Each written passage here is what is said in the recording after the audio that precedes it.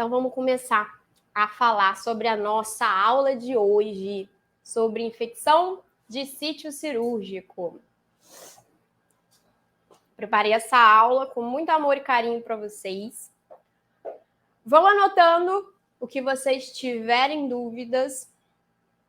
Como a minha equipe, sou eu e eu mesma aqui hoje, eu vou tentando passar a apresentação e ler as dúvidas de vocês. Não deixem de perguntar nada aqui hoje, tá?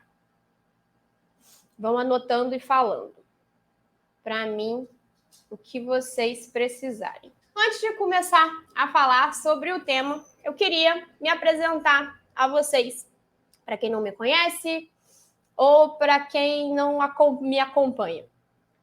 Eu sou Cecília, prazer. Além do meu currículo pessoal, eu sou esposa do Rafael, que ele já falou que está aí na live vendo. Mãe da Maria Fernanda, que está fazendo 2 anos no mês que vem. Que ela é a minha empregadora oficial, só que ela não assina a minha carteira. Mãe também de pet, da Nala e da Dori, que estão aqui comigo. Se eu cair alguma coisa, a culpa é delas, tá, gente? E da minha área profissional. Eu fiz a minha graduação na UFRJ, me formei no ano de 2015. E desde o finalzinho da minha graduação, meu objetivo maior era trabalhar no centro cirúrgico. Eu tive um exemplo de professora muito importante nesse momento, que me mostrou o poder que tem o enfermeiro de centro cirúrgico. Mas antes de eu conseguir trabalhar no centro cirúrgico, eu queria me especializar. E aí, eu decidi fazer a prova da residência. Eu fiz a prova da residência em 2015, não passei, e não conseguia só ficar estudando. Então, eu trabalhava 40 horas semanais em uma clínica de vacina. E aí, nos tempos livres que eu tinha, eu fazia cursinho e estudava para conseguir esse objetivo de passar na residência. Nesse meio tempo, foi 2015, 2016... a aprovação não vinha, eu resolvi entrar numa pós-graduação. Era quinzenal a pós-graduação, porque eu queria ser especialista logo. E eu queria começar a trabalhar em centro cirúrgico, que era a minha paixão. E aí, finalmente, em 2017, eu consegui a minha tão sonhada aprovação na residência em primeiro lugar. Eu parei a pós-graduação nesse momento, mas eu não cancelei, só parei. E na residência eu tive uma experiência incrível. Foram 1 ano e 8 meses de residência, mas muito sem foco, muito sem entender verdadeiramente o que o enfermeiro estava fazendo ali. E aí, não cuidei de mim, não cuidei da minha saúde mental e, infelizmente, veio o burnout. Foram vários meses sofrendo verdadeiramente, só chorava, não queria fazer nada, não queria estar mais nesse meu sonho, que era a residência. E chegou um momento que eu não aguentei mais. E faltando 4 meses para acabar e ter o certificado de especialista em residência de centro cirúrgico, eu resolvi desistir. Mas eu desisti naquele momento pela minha saúde mental, pelo meu bem-estar. Na época, muitos falavam que eu não ia conseguir mais fazer nada na área, que eu tinha acabado com a minha carreira profissional. Mas, enfim, eu priorizei cuidar de mim para ter uma carreira depois. Mas eu não consegui ficar parada. Eu saí da residência em outubro de 2017, se eu não me engano. Outubro de 2018, perdão. Eu entrei na residência em 2017, saí em outubro de 2018. Recomecei a pós-graduação, entreguei meu TCC, que juro que eu não lembro qual foi o tema, e eu me tornei especialista, então, em centro cirúrgico no final de 2018. E assim que eu saí da residência, eu continuei estudando, abri mão de muitas coisas para só estudar. Na época, meu marido me deu um apoio, falou, não, a gente aperta daqui, aperta dali, provisão divina, Deus cuidando da gente, e eu consegui ficar só nos estudos e não aguentava mais estudar. Nesse meio tempo, de outubro de 2018 a maio de 2019, Abriram vários concursos, eu lembro que eu fiz, foram concurso da UF para RJU, enfermeiro, concursos para enfermeiro do município do Rio de Janeiro, e o RM2, que é o temporário da Marinha. E eu passei em todos. Não fui convocada nesse primeiro momento, porque demorou um tempo, mas eu passei em todos. E eu estava desanimada, que eu não aguentava mais estudar. E aí, em maio de 2019, eu lembro que eu estava no mercado e meu telefone tinha uma notificação, era um e-mail da UFRJ me convocando. Eu fiz esse concurso da UFRJ em 2016, quando eu estava estudando para residência. E sim, só em maio de 2019 que me chamavam. E aí eu voltei para o local onde eu me formei. E hoje em dia eu sou enfermeira do Centro Cirúrgico do Hospital da UFRJ.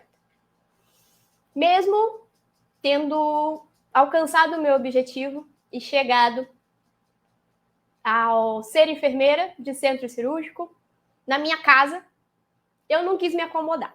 E aí eu resolvi fazer o mestrado profissional na área, na UF, e o tema desse mestrado foi infecção do sítio cirúrgico. Foram 2 anos intensos e imersos estudando sobre infecção do sítio cirúrgico. E é o que a gente vai conversar hoje. Eu quis contar um pouco da minha trajetória para mostrar para você que eu te entendo. Eu vivo na prática todos os dias os desafios que você enfrenta ou vai enfrentar. Eu sei que muitas vezes a gente se sente sozinho nessa caminhada e meio perdido. E eu quero poder, hoje e sempre, poder te ajudar a ter com quem dividir seus medos e frustrações e mostrar de uma forma objetiva do que funciona e o que não funciona. Então vamos lá aos objetivos da aula, sem mais delongas. Hoje, eu vou apresentar o caso prático que eu mandei lá no grupo do WhatsApp para vocês, do seu João. Vou falar o que é infecção de sítio cirúrgico, fatores de risco, classificação das cirurgias, como diagnosticar a infecção. Vamos resolver o caso do seu João e vamos tirar as dúvidas. Eu quero que vocês participem durante a aula, tá? Então, vai falando para mim, porque vocês fazem parte do ensino, tá bem? Então, vamos lá. Vamos conhecer o seu João. JBS, sexo masculino, 68 anos. Ele é casado com a dona Maria, evangélico, residente no município do Rio de Janeiro. Ele foi admitido no nosso hospital imaginário no dia 27 de julho de 2022. Com o diagnóstico prévio de adenocarcinoma de pâncreas, e ele vai realizar uma duodenopancreatectomia, que é a cirurgia de Whipple, chama cirurgia de Whipple porque o cirurgião que criou essa técnica colocou o sobrenome dele. Se eu criasse a minha técnica cirúrgica, eu também ia pôr meu sobrenome, né? Na folha de internação, há relato do paciente de icterícia, dor abdominal em flanco direito e astenia, perda da força geral, há 6 meses. Ele já realizou anteriormente uma prostatectomia, que é a retirada de próstata, há 10 anos, devido a um câncer de próstata. E a cirurgia dele estava marcada para o dia 28 de julho, mas, infelizmente, precisou ser suspensa, porque não tinha vaga no CTI. No dia 29, foi suspensa novamente, porque não tinha sangue no hospital para ele. Então, foi remarcada a cirurgia para o dia 4 de agosto de 2022. Então, o seu João ficou internado do dia 27 de julho ao dia 4 de agosto. Um dia antes, no dia 3, foi realizada a visita pré-operatória de enfermagem com o seguinte relato. Foi encontrado o paciente acordado, responsivo, acompanhado pela esposa, que também é idosa. O paciente relata que é diabético, mas faz uso da medicação quando lembra. Refere estar ansioso com a cirurgia e com muitas dúvidas de como vai ser lá o ambiente cirúrgico e o pós-operatório também. Ao exame físico, ele está desnutrido, com abdômen flácido, depressível e não sente dor quando a gente palpa. No dia 4 de agosto, nós recebemos então o seu João no centro cirúrgico para a realização da duodenopancreatectomia por vídeo. Antes da gente continuar a falar do seu João, vamos introduzir sobre infecção de sítio cirúrgico. Anualmente, a cada 25 pessoas, uma vai ser submetida a algum tipo de procedimento cirúrgico, girando aí em torno, então, de 281 milhões de pessoas ao redor do mundo que vão realizar algum tipo de cirurgia. E mesmo com tantas rotinas e evoluções tecnológicas, infelizmente, também cresceram os números de erros que podem levar os pacientes à morte. O Brasil, com a necessidade de desenvolvimento de estratégias e ações voltadas para a segurança do paciente, criou lá em 2013 a Portaria 529, que institui o Programa Nacional de Segurança do Paciente. Esse programa é direcionado a gestores, profissionais e usuários da saúde e veio como uma forma de possibilitar a prevenção da ocorrência de eventos adversos na atenção à saúde. O objetivo geral desse programa é contribuir para a qualificação do cuidado em saúde em todos os estabelecimentos, seja públicos ou privados, no território nacional. E desde a admissão do paciente em algum serviço de saúde, ele está exposto à infecção relacionada à assistência em saúde. Para os mais íntimos, IRAS. E quais são as infecções mais recorrentes? A infecção da corrente sanguínea, a pneumonia relacionada ao ventilador mecânico, a infecção do trato urinário e as infecções de sítio cirúrgico. As infecções de sítio cirúrgico podem ser definidas como aquelas relacionadas a algum procedimento cirúrgico que precisem ou não de internação, tem os procedimentos ambulatoriais também, com ou sem colocação de implante. E essas infecções elas podem ser identificadas de 30 até 90 dias após a cirurgia. Lembrando que a gente começa a contar o primeiro dia para vigilância desse pós-operatório sempre da data do procedimento. Então, o seu João vai operar no dia 4 de agosto. O dia 1 para vigilância é o dia 4 de agosto, a data do procedimento. As infecções de sítio cirúrgico, elas podem trazer danos tanto para o paciente quanto para a instituição de saúde. A gente pode destacar esses danos: deiscência da ferida, aumento de dor, exposição ao maior número de procedimentos invasivos. Se tem uma cirurgia, ele fez uma cirurgia, teve uma infecção, pode ser que venha a precisar fazer outra cirurgia. Novas reabordagens cirúrgicas, internações em isolamentos e consequente redução de contato social e familiar desse paciente, acometendo assim o seu bem-estar, aumento dos custos do prolongamento da internação hospitalar, aumento no consumo de antibióticos e a redução da produtividade hospitalar, que eu vou ter uma quantidade de horas trabalhadas dos profissionais para um paciente só. A fonte mais frequente de micro-organismos que estão envolvidos para evoluir essas infecções é a própria microbiota do paciente. A gente tem bactérias no nosso corpo sempre. E isso pode piorar o quadro. Entretanto, durante o procedimento cirúrgico, fontes externas podem assumir um papel importante na contaminação do paciente, como, por exemplo, a quebra da barreira estéril durante a cirurgia, a esterilização incorreta dos materiais. E a prevenção das infecções, então, se torna muito importante, pois o número de procedimentos cirúrgicos realizados mundialmente continua a aumentar. A gente tem uma população mais idosa, com doenças crônicas não transmissíveis mais frequentes.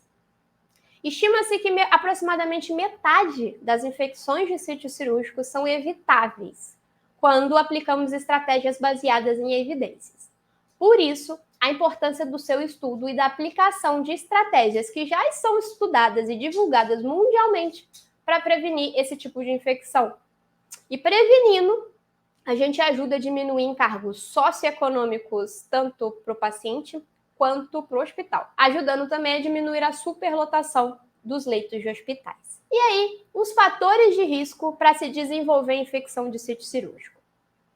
O risco de ocorrer uma infecção é determinado por quantidade de micro-organismos presente do paciente no sítio cirúrgico, a virulência, o grau de fazer mal àquele micro-organismo, a resistência do hospedeiro, como é que está a imunidade desse paciente, e as condições do sítio cirúrgico no final do procedimento.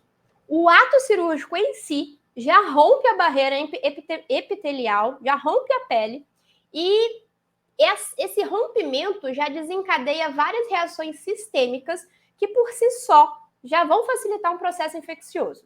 Seja ele ali no campo operatório, em algum outro procedimento invasivo, como, por exemplo, o acesso venoso periférico, um acesso profundo na jugular, ou em algum foco à distância. Ali no local onde é realizada a cirurgia, já ocorre hipóxia, não chega oxigênio direito ali, alteração do pH e deposição de fibrina durante o processo de cicatrização. A hipóxia e a acidose já dificultam a migração de neutrófilos, que são um dos sistemas de defesa do nosso organismo, dificultando, assim, os mecanismos de defesa do corpo. A deposição da fibrina ali, por sua vez, sequestra bactérias e afeta os mecanismos de defesa local. E aí a gente tem fatores de risco relacionados ao paciente e ao ambiente. Eu vou falar aqui, eu vou citar, e eu quero que vocês me falem, do caso do seu João até agora, quais são os fatores de risco relacionados que o seu João tem para desenvolver infecção de sítio cirúrgico. Então, os fatores de risco relacionados ao paciente: obesidade, extremos de idade, muito idoso, muito bebê, uso inadequado de antimicrobianos, qualquer espirro, hoje em dia, as pessoas tratam com antibiótico. Tabagismo, pacientes fumantes, pacientes que usam medicamentos imunossupressores, pacientes desnutridos, e eu tenho pacientes obesos, mas que são desnutridos, pacientes diabéticos, e além disso, os pacientes diabéticos que não controlam a glicemia corretamente. Fatores relacionados ao ambiente: quebra da técnica asséptica, transfusão de sangue maciça, uma hipotermia transoperatória, e é tão fácil controlar a temperatura ali do paciente, manter o paciente quentinho realmente. Campos e aventais cirúrgicos mal colocados, que aí tem a quebra da barreira estéril. Esterilização ineficaz do material, a gente sempre tem que conferir se o material foi esterilizado corretamente. Tempo cirúrgico elevado, quanto maior o tempo cirúrgico, mais exposto aos micro-organismos que tem do ambiente hospitalar o paciente. O ambiente da própria sala, internação pré-operatória prolongadas e a classificação da cirurgia que a gente vai ver daqui a pouco. Os problemas relacionados ao ambiente físico da sala operatória podem incluir ausência de filtros no ar-condicionado, falta de limpeza desse ar-condicionado, falta de limpeza dos equipamentos que estão na sala operatória, o ar-condicionado que não faz as trocas de ar necessárias, faz menos do que o estipulado. E aí, dos fatores de risco relacionados ao paciente, quais o seu João tem? A Carla aqui já falou que é diabetes e o controle inadequado da glicemia. Sim, o diabético pode dificultar a cicatrização, ajudando a ficar mais tempo exposto, essa ferida aberta, maior risco de infecção de sítio cirúrgico. E aí eu pergunto, quais desses fatores a gente poderia ter prevenido no pré-operatório do seu João? Porque tem alguns fatores que a gente não pode mudar de jeito nenhum. Por exemplo, extremo de idade. Seu João tem 68 anos, não dá para mudar. Vou falar agora, seu João, você tem 30 anos para fazer a cirurgia.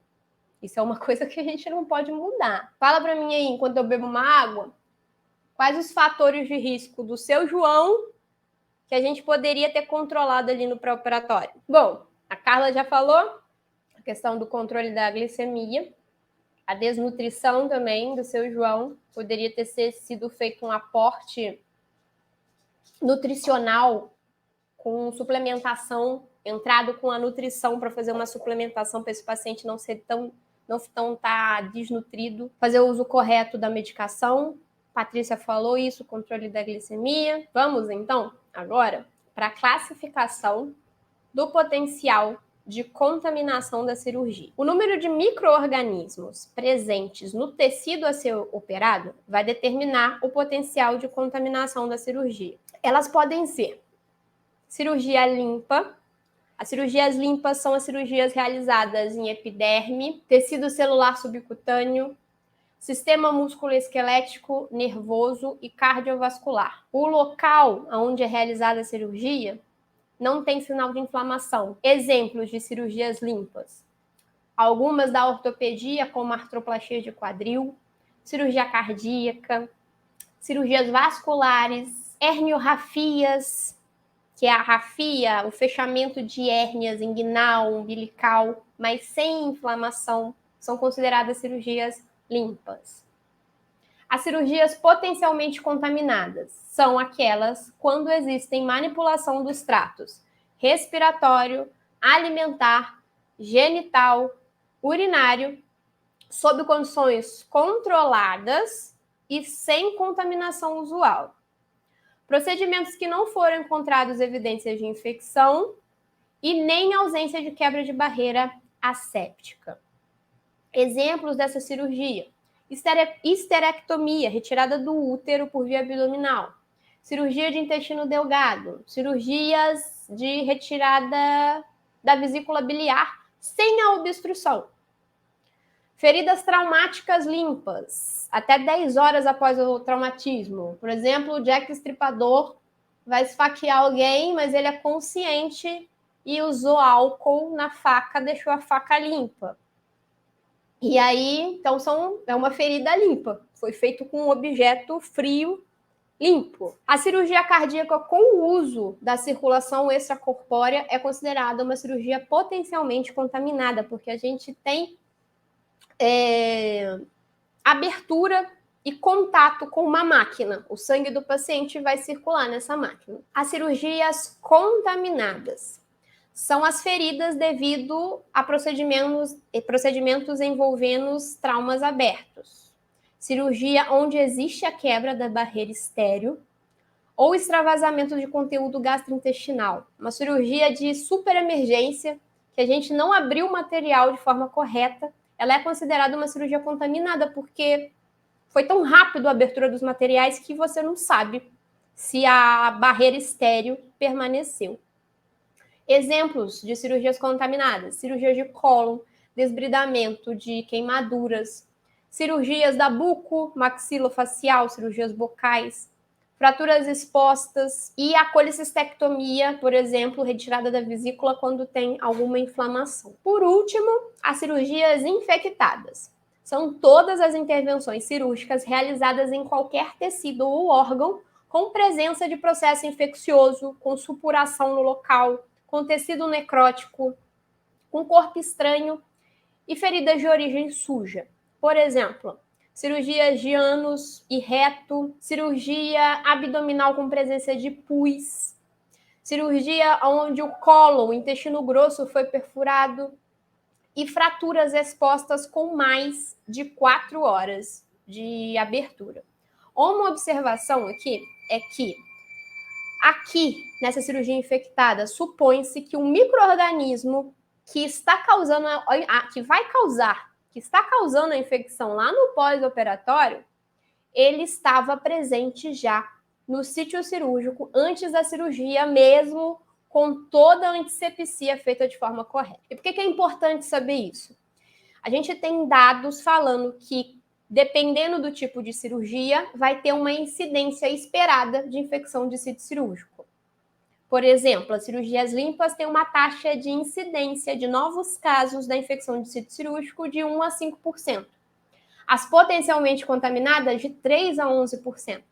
As contaminadas, de 10 a 17%. E as cirurgias infectadas, consideradas infectadas, elas são maior que 27% o número de casos que podem vir ter a infecção de sítio cirúrgico. A cirurgia do seu João É uma cirurgia de duodenopancreatectomia, cirurgia de Whipple. Ela é uma cirurgia do sistema gastrointestinal e ela é comum para se tratar os cânceres de pâncreas. Na cirurgia do seu João, foi removido o duodeno, aqui que é a cabeça do pâncreas, a parte final da via biliar e também a vesícula biliar. Ficou um vazio aqui e o cirurgião junta isso tudo, numa sutura. Alguns pacientes com metástase desse câncer de pâncreas, que é super difícil o diagnóstico dele, quando o paciente descobre esse tipo de câncer, já está tão evoluído, já está tão mais tomado. Muitas vezes, alguns pacientes precisam tirar também um pedaço do estômago, que está aqui perto. E aí vira uma duodenopancreatecgastrotomia. E aí, voltamos para o seu João. Qual vocês acham que é a classificação da cirurgia do seu João? Limpa? Contaminada? Infectada? Potencialmente contaminada? Carla falou que é potencialmente contaminada. Isso mesmo, Carla, é uma cirurgia potencialmente contaminada.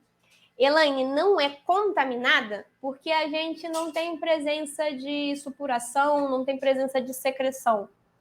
Ela é potencialmente contaminada porque ela é do sistema gastrointestinal. Vamos agora, então, para as medidas de prevenção, colocar em prática no pré-operatório. O que a gente pode fazer no pré-operatório para prevenir as infecções de sítio cirúrgico? Lembrando que o período pré-operatório, a gente tem o pré-operatório mediato e o imediato. O pré-operatório mediato é do dia que o paciente sabe que vai operar, é marcada a cirurgia, até antes das 24 horas. E o pré-operatório imediato é a partir do dia anterior, 24 horas antes da cirurgia. Isso para procedimentos eletivos, que são agendados. O pré-operatório imediato do seu João começou no dia 4 de agosto. O que a gente pode fazer, então, nesse pré-operatório? Primeiro, conhecer o histórico de saúde desse paciente. Isso favorece o planejamento em todo o período perioperatório, pré, trans e pós-operatório. Deve-se incluir nesse momento, muito importante, o acompanhante. Por isso que eu falei da esposa dele que está acompanhando, a dona Maria. Pois alguns pacientes possuem restrições cognitivas e físicas e a família também fica preocupada e ansiosa nesse momento. Todo mundo fica tenso. O paciente orientado, ele contribui também para o autocuidado, seja no pré ou no pós-operatório, favorecendo também o reconhecimento de agravamentos o quão breve possível, mesmo após a alta hospitalar. Outra medida é o banho pré-operatório. Alguns estudos, eles mostram que é importante o banho pré-operatório seja realizado com a clorexidina desgermante. Mas alguns estudos mais recentes, até o último manual da Anvisa, que saiu sobre infecções, fala que não precisa ser clorexidina. Pode ser qualquer sabonete que o paciente tenha, mas desde que se tome banho antes da cirurgia. E o quão mais perto da cirurgia, melhor. Autores falam de 2 horas antes do procedimento cirúrgico.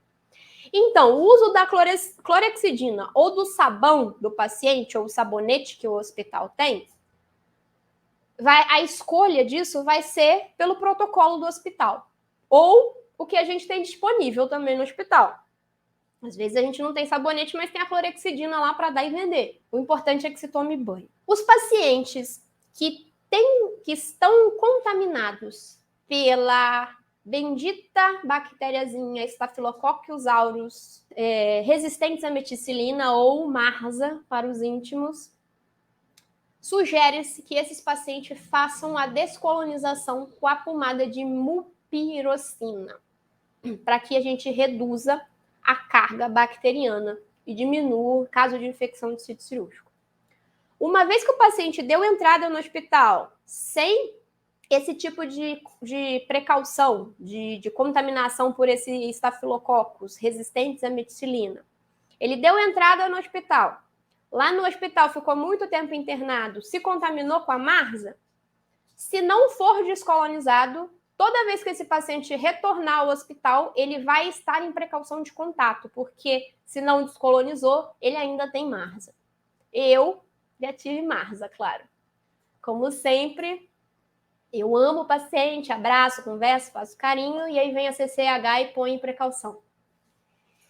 E aí eu tive Marsa, mas eu descolonizei. Eu usei essa pomada aí de mupirocina, intranasal, a gente lava com clorexidina e faz a aplicação intranasal. Então eu descolonizei. Ainda no pré-operatório, suporte nutricional, muito importante. Deve-se considerar a administração de fórmulas nutricionais por via oral ou interal para a prevenção de infecção de sítio cirúrgico. O estado nutricional influencia diretamente o sistema imune do paciente. Imagina você tá estressado no trabalho, com um monte de coisa para fazer, se alimenta mal, não dorme bem, mais o estresse é batata. Chega no final da semana, tu tá espirrando, tu tá com dor de garganta, seu sistema imunológico tá lá embaixo. Imagina o paciente que já tá doente e internado. As alterações na imunidade podem deixar o paciente muito mais susceptível à infecção e atraso da recuperação lá do pós-operatório. Ainda no pré-operatório, o controle intensivo da glicemia. Sugere-se o controle glicêmico perioperatório em pacientes com ou até mesmo os pacientes sem diabetes também. Por quê? O estresse cirúrgico, ele pode gerar uma diminuição da produção de insulina pelas células beta pancreáticas, levando então a uma hiperglicemia. O paciente que não é diabético, pelo esse estresse, vai ficar com uma hiperglicemia. E estudos mostram que essa condição pode sim elevar o risco de infecção de sítio cirúrgico. E aí, o que a gente podia, o que poderia ter sido feito com o seu João, com essas medidas que eu falei até agora sobre o pré-operatório? Na véspera da cirurgia, então, lá na visita pré-operatória de enfermagem, que é realizado pelo enfermeiro de centro cirúrgico, já deveria ter sido orientado o seu João a tomar banho com sabão comum ou a clorexidina, vai depender do protocolo do nosso hospital fictício. O seu João ficou internado praticamente uma semana, esperando a cirurgia. Poderia ter sido considerado a administração de fórmulas nutricionais via oral ou enteral para melhorar essa desnutrição dele. E o seu João também tem a diabetes não controlada, que ele falou que ele não toma o remédio de forma correta. Então, se tem desnutrição, provavelmente a alimentação dele em casa não deve ser muito boa, não ajudando em nada nessa comorbidade da diabetes dele. Obrigada, gente. Voltando, então, às medidas de prevenção de infecção no intraoperatório. Vamos voltar ao seu João, relembrar o caso. Dia 4 de agosto, a gente recebeu o seu João lá no centro cirúrgico para a realização da duodenopancreatectomia por vídeo. Ele deu entrada na sala operatória às 8 horas da manhã, sendo utilizada como antibiótico cefazolina de 3 gramas intravenosa, após ele ser posicionado lá na mesa operatória.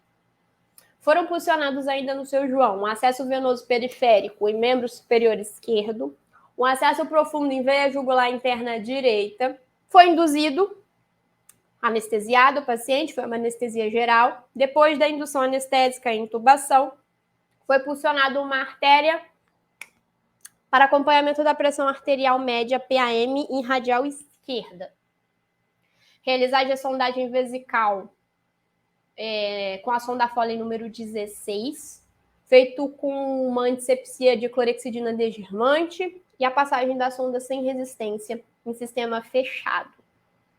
O cirurgião viu a necessidade de retirada dos pelos na região abdominal e foi fazer uma tricotomia com a lâmina do bisturi na mesa operatória. O início da cirurgia, então, depois da colocação dos campos e realizada a antisepsia, foi às 9 horas da manhã. Após 30 minutos de cirurgia por vídeo, foi constatado um sangramento difuso que não se achava a localização fonte desse sangramento. Então, o cirurgião resolveu converter para uma cirurgia aberta. A mesa auxiliar com o material para a cirurgia aberta já estava preparada do lado, com os materiais estéreis e conferidos. Foi somente necessário, então, tirar a mesa dos instrumentais por vídeo e colocar dos instrumentais de cirurgia aberta. Devido a esse sangramento difuso, foi solicitado 2 bolsas de concentrado de hemácia e as 2 bolsas foram infundidas na sala operatória. A cirurgia ela teve a duração, no total, de 8 horas. O paciente, no pós-operatório, foi fazer no CTI, ele foi encaminhado ao CTI. Ele saiu de sala acordado, responsivo, com acesso venoso periférico no membro superior esquerdo, a PAM em radial esquerda, acesso profundo em veia jugular interna direita, cateterismo vesical de Nemória, com a saída de uma urina amarelo citrino em bolsa coletora, e um curativo na região abdominal que vai de epi, meso e hipogástrico. O curativo estava limpo e seco externamente. Ele ainda estava com um dreno de Penrose, que é um drenozinho que parece o dedo de uma luva. Tem alguns mais finos, mais grossos. Ele estava com esse dreno de Penrose aqui em flanco direito, que é a posição subhepática, embaixo do fígado, para a saída da secreção, se tiver algum tipo de secreção. E esse drenozinho a gente colocou dentro de uma bolsinha de colostomia, só para não sujar o paciente. E a gente conferir também que tipo de secreção que está saindo. E aí, no intraoperatório, o que a gente pode fazer para evitar as infecções de sítio cirúrgico? Primeiro de tudo, basicão, arroz com feijão, escovação cirúrgica das mãos corretamente. Recomenda-se que a preparação cirúrgica das mãos seja realizada esfregando com água e a esponjinha com sabão antimicrobiano, a esponjinha com clorexidina. Muito antigamente, ainda estava na faculdade, não tão distante assim, existiam as esponjinhas com PVPI, que era o Povidine. Quem é dessa época, diz eu aí para mim, para eu saber que eu não tô tão velha assim. Vocês conheceram PVPI, Povidine, usava em qualquer machucado que a gente fazia em casa. Então, escovação cirúrgica das mãos, de forma correta, com o sabão antimicrobiano adequado, ou, hoje em dia, graças à evolução tecnológica, a gente tem produtos à base de álcool que a gente não precisa fazer a escovação. É como se fosse uma lavagem das mãos, só com produtos de álcool. Coloca e faz o passo a passo, como se fosse a escovação, só que com álcool. É maravilhoso, economiza tempo, produto, lixo, muito bom. Uso adequado das luvas estéreis também. Quando a gente faz a escovação... Isso aí, Luciana. Obrigada. Alguém conhece PVPI. A escovação serve para a gente retirar da nossa mão a microbiota transitória, os micro-organismos que estão de forma transitória e sujidade também da nossa mão. E aí tem que ter uma barreira física também, para evitar mais ainda a contaminação do campo cirúrgico. Por isso, o uso de luvas estéreis. Prestar atenção se a luva não tem nenhum tipo de perfuração, porque a luva às vezes veio ruim, o lote está ruim, ou às vezes no manuseio de algum material pode ter alguma perfuração. Então, atentar a isso para que não haja contaminação do profissional e do paciente. Outra recomendação do intraoperatório também, a tricotomia. Recomenda-se que sejam retirados os pelos do paciente recomenda-se que não sejam retirados os pelos dos pacientes que serão submetidos a qualquer procedimento cirúrgico. Mas aí tem paciente que é tipo Tony Ramos, todo peludo. Se for absolutamente necessário, vai atrapalhar a demarcação e a cirurgia, o pelo, paciente Tony Ramos, aí a gente vai retirar o pelo com o tricótomo, tricotomizador, que é esse videozinho aí que eu estou mostrando para vocês. Eu nunca tinha visto um tricotomizador até começar a trabalhar no hospital que eu trabalho hoje. Só tinha ouvido falar, nunca vi nem comi, só ouço falar. O tricotomizador, ele apara o pelo. Ele só deixa o pelo mais curtinho. Ao contrário das lâminas de barbear, da lâmina de bisturi, que elas podem causar microlesões na pele do paciente, sendo então porta de entrada para o patógeno que pode causar a infecção de sítio cirúrgico. Então, precisou fazer a tricotomia, muito necessário, tricotomizador, que vai aparar os pelos. A preparação de pele, recomenda-se o uso de soluções antissépticas à base de clorexidina para preparação da pele no sítio cirúrgico. Hoje em dia a gente não usa praticamente. Algumas cirurgias pontuais usam o PVPI, povidine, que é feito de iodo. Por quê? Tinha um grau de intoxicação, o PVPI, e o efeito residual que a clorexidina deixa é muito maior para evitar contaminação do que o PVPI. E hoje em dia ainda tem os compostos alcoólicos muito melhores nesse poder residual do que a própria clorexidina.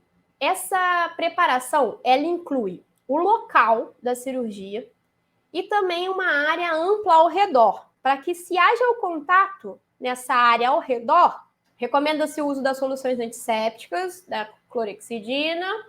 A solução da clorexidina, ela não deverá ser utilizada a menos que sejam contraindicadas. Quando ela é contraindicada?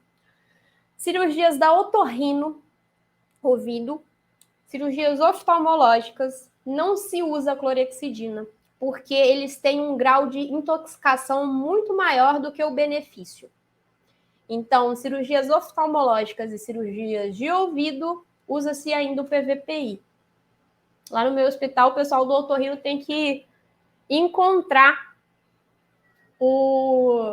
que comprar por fora o frasquinho de PVTI, a almotolia, para conseguir operar. E aí, tem uma coisa, não sei se vocês conhecem, que é o Ioban. Não estou ganhando nada da 3M, sem conflito de interesse aqui. O Ioban, ele é um plástico adesivo que ele é impregnado com propriedade antimicrobiana. Ele é um plástico que o cirurgião estica e a pele do paciente está ali embaixo, coloca esse plástico adesivo em cima e esse plástico fica soltando os antimicrobianos, a clorexidina, o PVPI ali no local da cirurgia. Tem muito cirurgião que só opera se tiver isso, mas literatura super recente, com estudos randomizados, multicêntricos, super tops, mostram que o uso desses campos adesivos plásticos não traz benefício nenhum, não reduz o índice de infecção de sítio cirúrgico. Então, para se prevenir a infecção de sítio cirúrgico, o Ioban não é necessário, é só um gasto de dinheiro e mais plástico sendo jogado no lixo. Então, não precisa. Campos e aventais cirúrgicos. Recomenda-se o uso de campos e aventais cirúrgicos estéreis e descartáveis. Antigamente, a gente só tinha campo cirúrgico de pano. Hoje em dia, a gente tem descartável. Então, recomenda-se esses campos durante o procedimento cirúrgico, evitando, assim, o contato das superfícies que não estão estéreis em volta do paciente e não estão preparadas com antisepsia local. Lembrando que parece que tem profissional de saúde que entra no centro cirúrgico que esquece que a gente deve usar a máscara que cobre nariz e boca, não é só boca. Homens com barba, o ideal é que não use barba, porque dependendo do tamanho da barba, a máscara não cobre corretamente.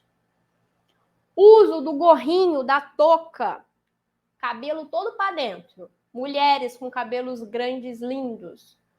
Façam um rabinho de cavalo baixo e coloca a touca, porque senão sempre fica um fiapo para fora. E aí vai cair um fiapo dentro da cavidade do paciente e vai dar uma infecção desnecessária. E é proibido aqui no Brasil, segundo a nossa queridíssima NR32, o uso de qualquer adorno. Anel, pulseira, aliança é adorno, não é para usar.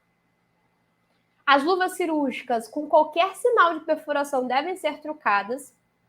E quando a gente tem uma cirurgia que está numa área contaminada, uma cirurgia que tem uma secreção purulenta, está com pus, fizemos a lavagem, tirou o pus, vai mexer novamente naquele espaço, troca a luva. Troca a luva que foi usada na parte contaminada para uma luva nova limpa. Ainda no intraoperatório, manter a temperatura do paciente normal.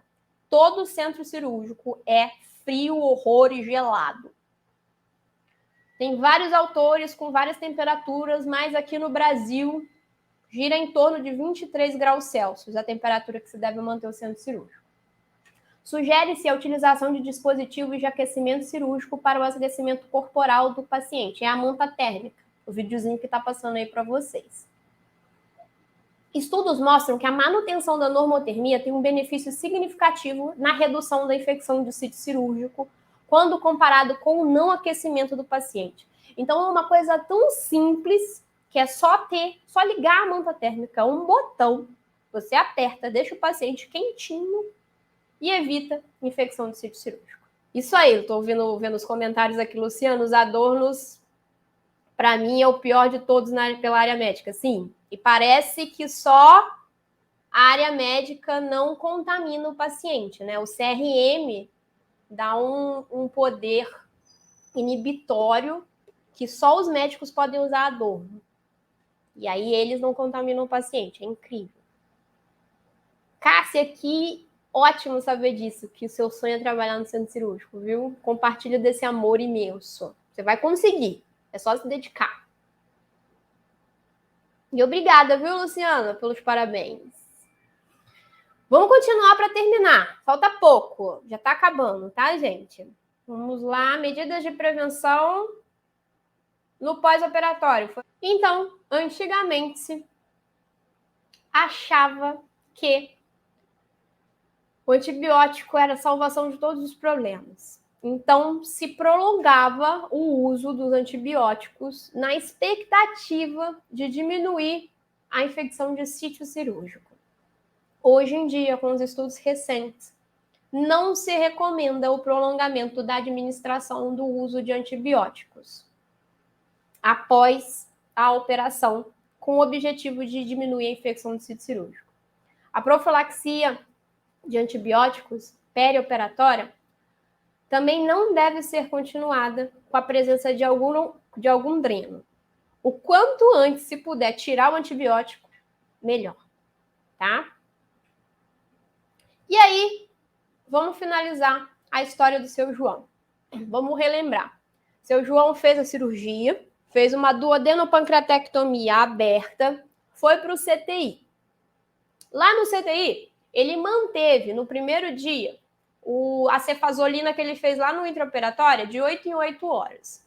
No primeiro dia pós-operatório, no dia seguinte, ele operou dia 4, então no dia 5 de agosto, ele apresentou vômitos frequentes e resistentes à medicação e dor abdominal de leve intensidade, ali na região do flanco direito.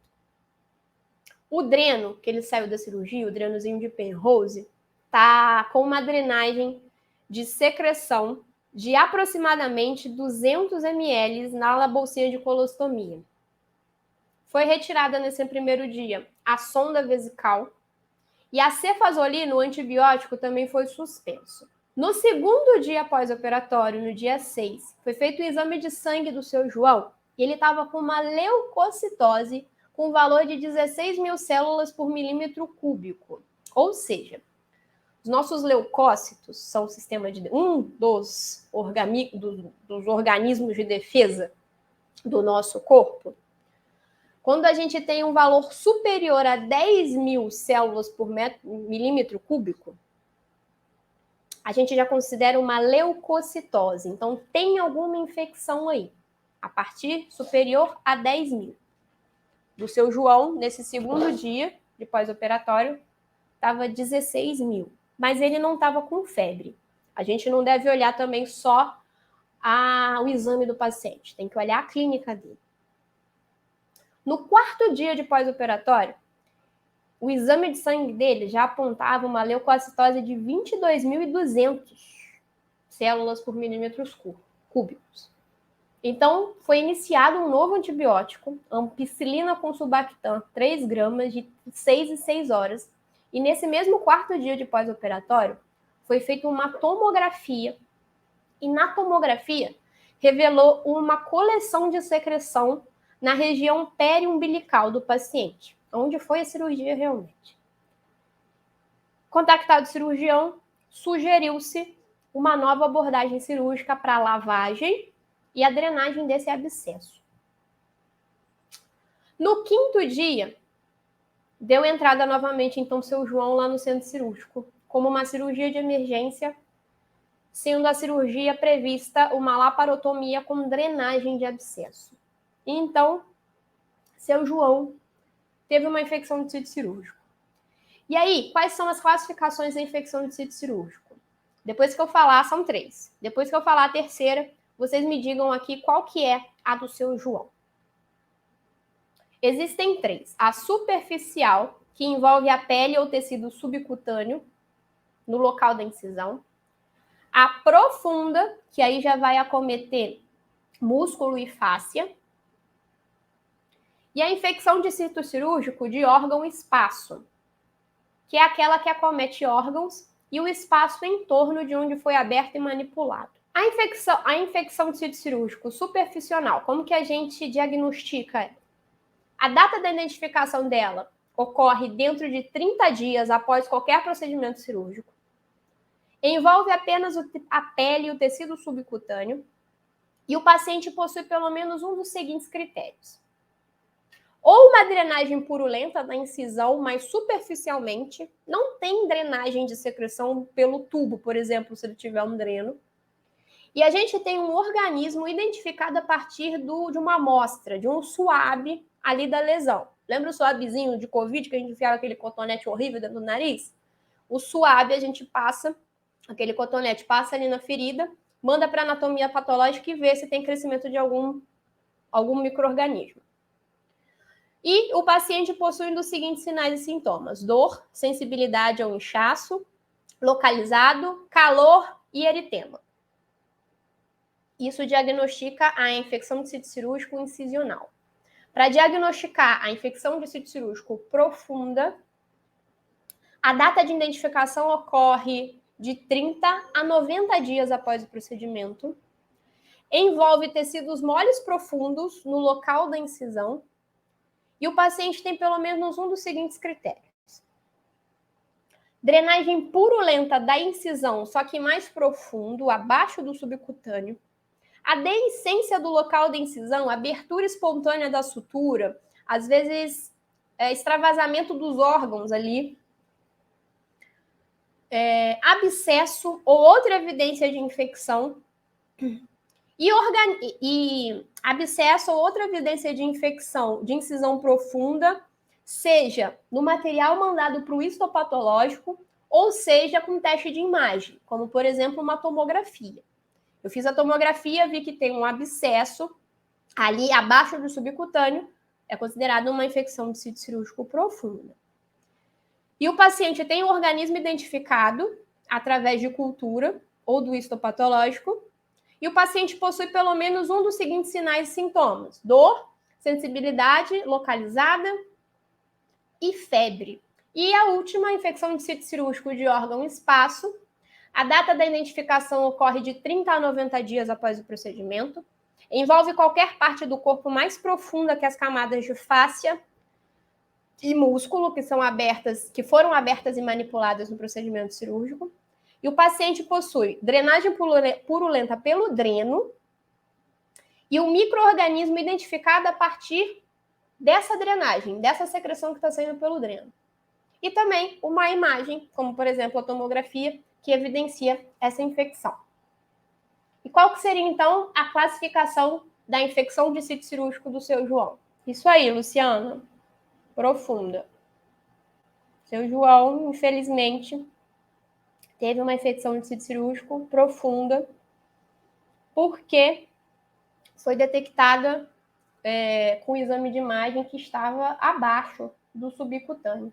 Então, não é superficial. Para finalizar o caso do seu João, no 5º dia, então, ele deu entrada no centro cirúrgico novamente para uma cirurgia de emergência, uma laparotomia com drenagem de abscesso.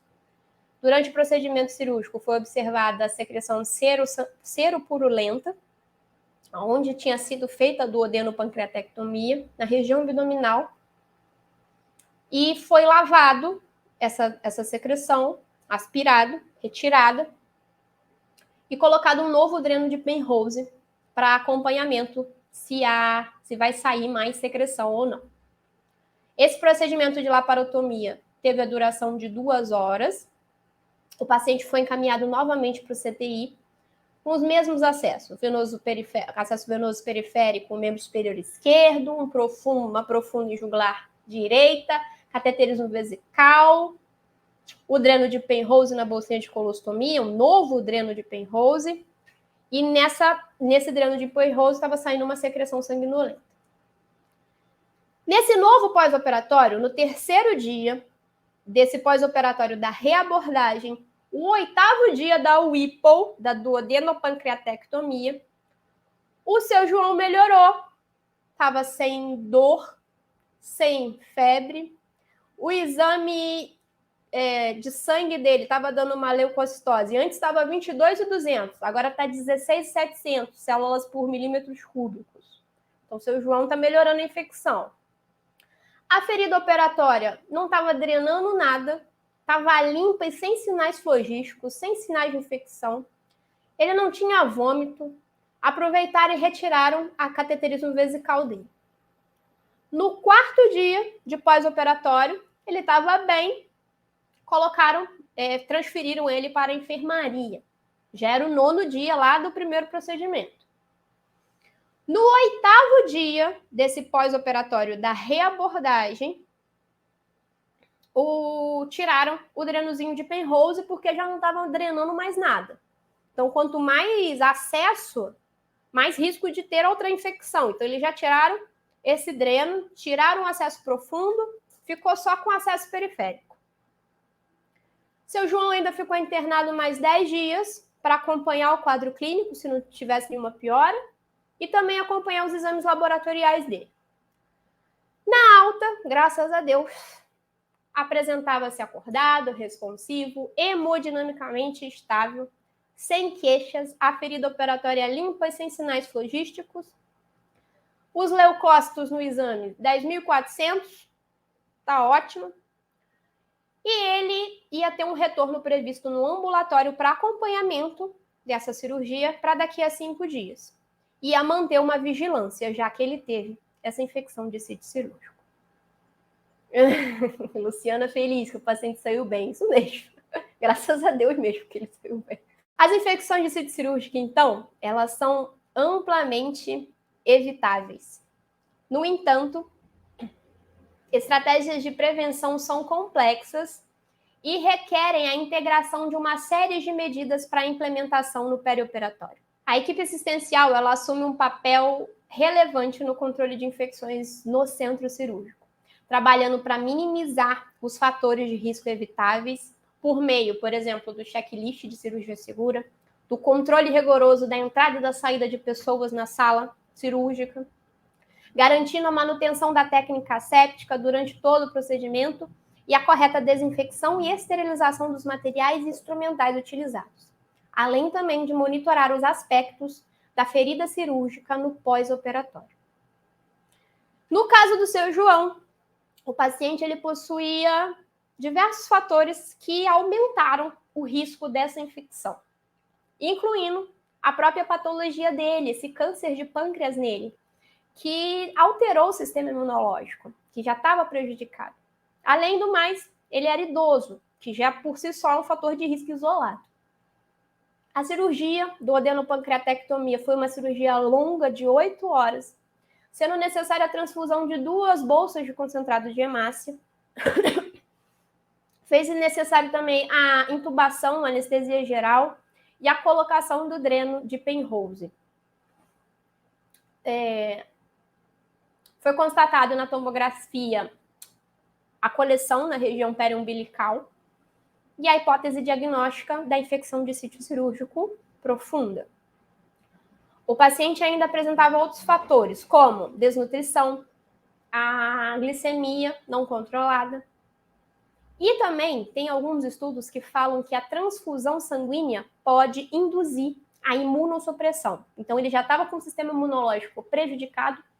Quando realizado a transfusão de hemácias, pode ter piorado. Infelizmente, seu João teve a infecção do sítio cirúrgico, mas saiu bem, graças a Deus, né? Para finalizar, eu queria deixar uma mensagem para vocês, que certas coisas, por maior cuidado e dedicação que a gente tenha, vão fugir do nosso controle. Às vezes, você e a sua equipe vão fazer tudo o que é preciso, tudo o que é possível, mas o paciente vai ter algum tipo de complicação. Mas mesmo feito todas as condições, e tendo as condições ideais, e tendo feito tudo o que é possível, seu paciente pode vir a ter essa infecção. Mas pelo menos você fez o que podia, tá? Eu quero que você leve isso para a sua vida. Faça o que está no seu controle da melhor maneira possível com os recursos que você tem nas mãos, você e sua equipe. Só assim que você vai conseguir colocar a cabeça tranquila no travesseiro e dormir de noite, sem ressentimentos de que poderia ter feito algo de melhor para o seu paciente.